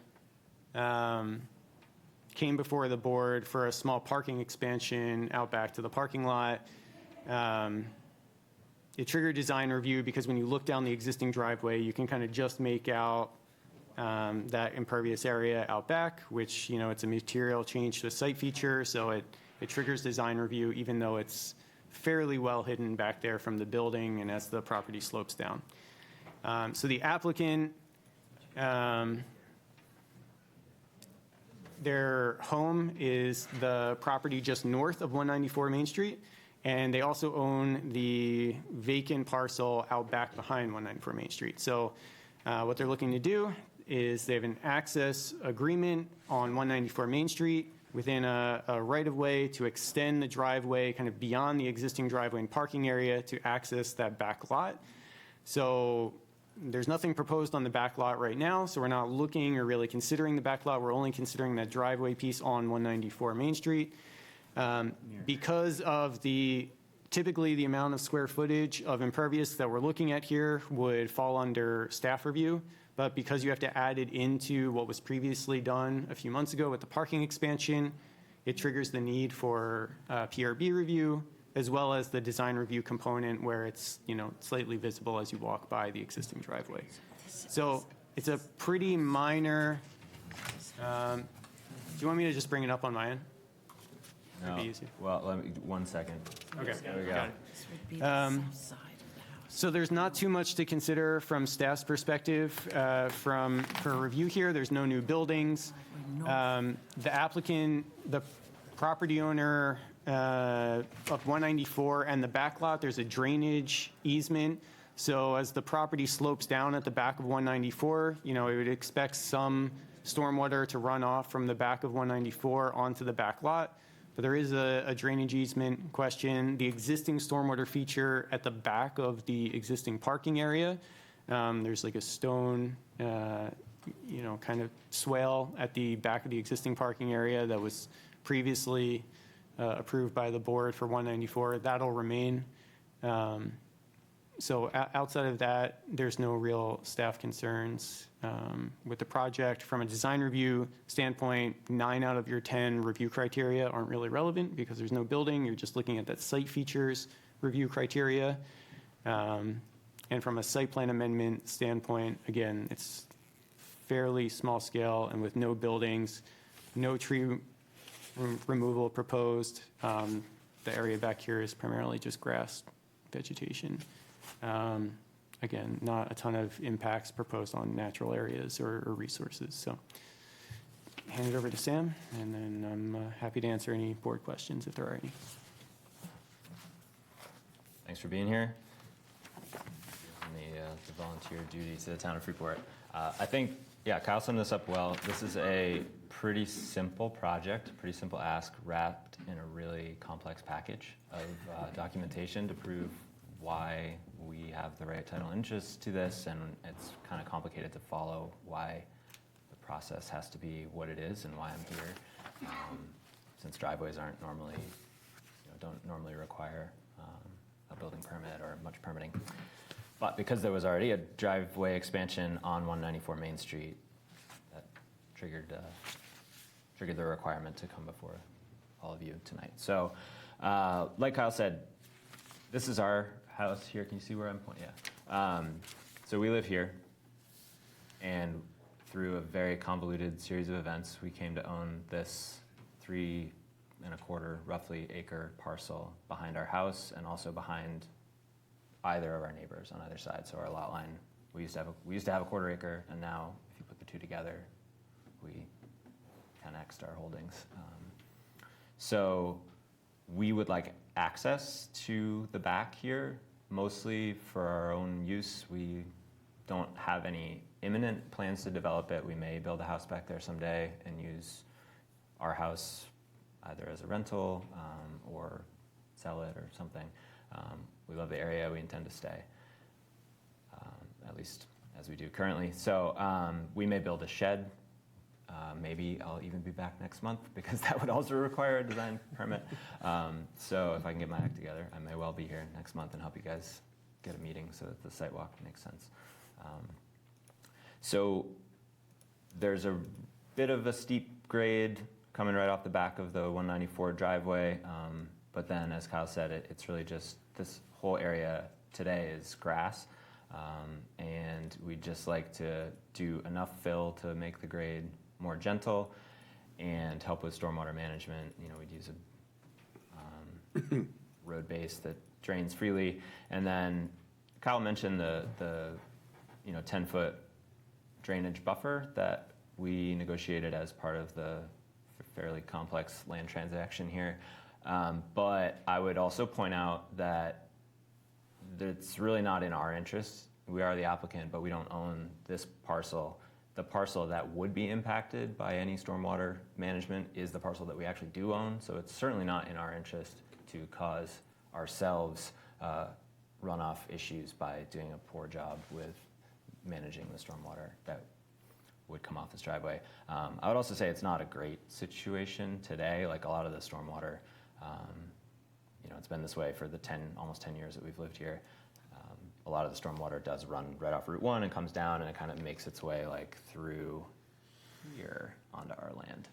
So, we're hoping to mitigate that as well in the process of doing this construction project while we have the equipment and materials on site. So I did, if you guys are interested, these are just the photos that I took that show. So there's really not, I honestly don't even know if you can see the driveway from Route 1, or you'll be able to maybe if you kind of peek in just the right spot. But this stake here is the center line of the new driveway, and then it kind of goes down and to the left a little bit. So this is the view from the sidewalk down the existing driveway at 194 Main Street. And then I had more than one up here. Guess I don't.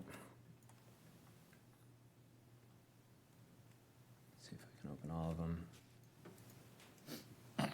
So that's the view from, well, why isn't this doesn't like me.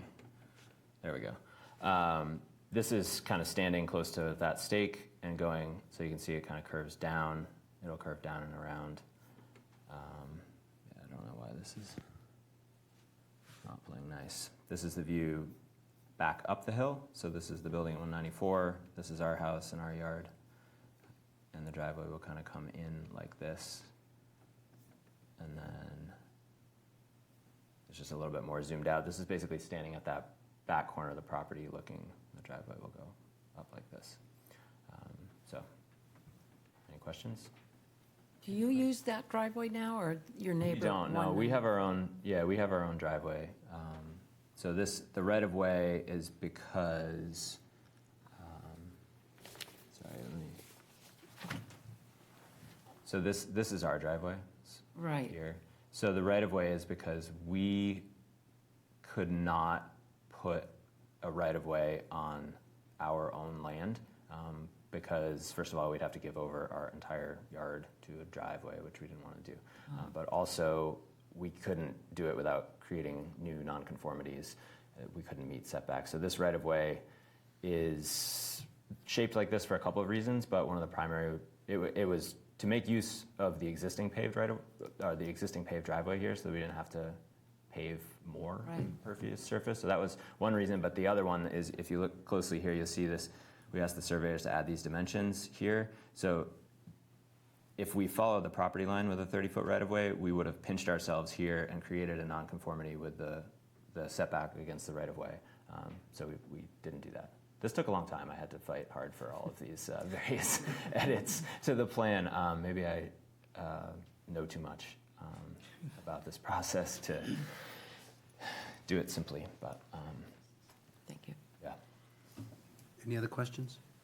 So the right-of-way Exhibit C easement, it looks like that has been recorded, but it says it's proposed on the plan. Sorry. It proposed driveway was what it should. This is because this was the survey from before the transaction went through. Okay, so it's a recent transaction then, because that's Relatively, yeah. I think it was April. Okay. Yeah, this was an earlier survey.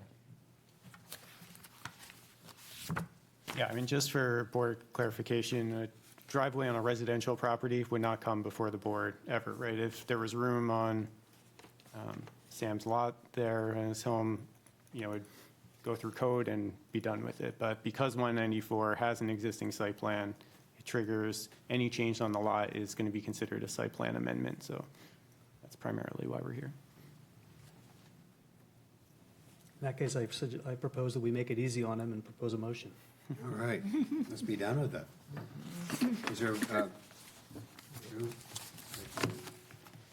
Be it ordered that the Freeport Project Review Board approve the printed findings of fact, site plan amendment, and design review certificate for Frostbrook Construction LLC for a 12-foot wide gravel driveway extension at the rear of the property to be built substantially as proposed, with the application dated October 29th, 2025, finding that it meets the standards of the Freeport zoning ordinance and Freeport design review ordinance with the following conditions of approval.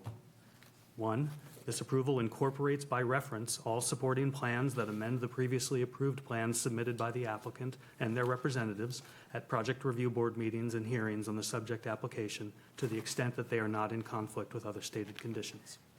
2, prior to construction, the applicant obtain any applicable permits from the Freeport Codes Enforcement Department. And 3, the approval of a site plan shall become void if construction of the site improvements is not initiated within 2 years of the date of such approval, unless such time limit is extended by the board that granted the original approval. Second. all in favor? Oh, any discussion, sorry. See you, Sam. Well done. Thank you. We've heard